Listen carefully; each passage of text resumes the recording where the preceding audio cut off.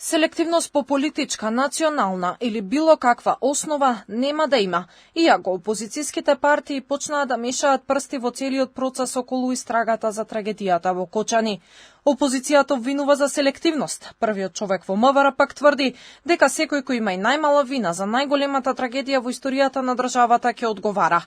Од обвинителството денес објаснија дека актуелниот министер за економија Бесар Дурмиши не е опфатен со истрагата за катастрофалниот пожар кој се случи во дискотеката Пулс, бидејќи досега нема ниту еден доказ дека сопственикот на кабарето побарал да му биде издадена нова лиценца во 2025 година. Од обвинителството објаснуваат дека законот не дава основ да се гони некој само затоа што бил директор или министер во одредена институција во одреден период. Од истражните органи се децидни. Никој нема да биде иземен од одговорност.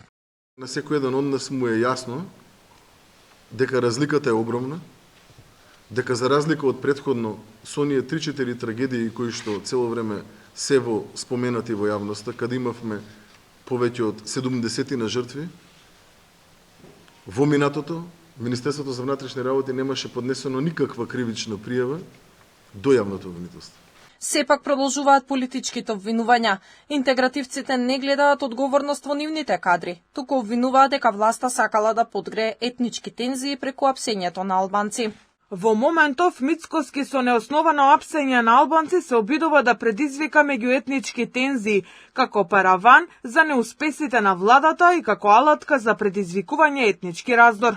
Запрашан за ваквиот став од интегративците, од каде и доаѓа поранешниот министер за економија Крешник Бектеши кој е во притвор, Коцевски вели дека нема да коментира политички изјави, но дециден е. Селективност по национална основа, ниту пак по било каква определба во случајот нема. Политички изјави секако дека јавното обвинителство ни толкува, ни ќе толкува, тоа оставаме на политичарите. Меѓутоа можам да ви кажам дека во овој дел, во овој предмет, нема никаква селективност како поглед на национална или партиска припадност. Од коалицијата вредивила дека се надеваат од сите актуелни и поранешни функционери албанци ќе ја докажат невиноста во фер правосудна постапка, а дека Али Ахмети само гради перцепција дека албанците се жртви на владата и единствено има за цел да предизвика политичка криза.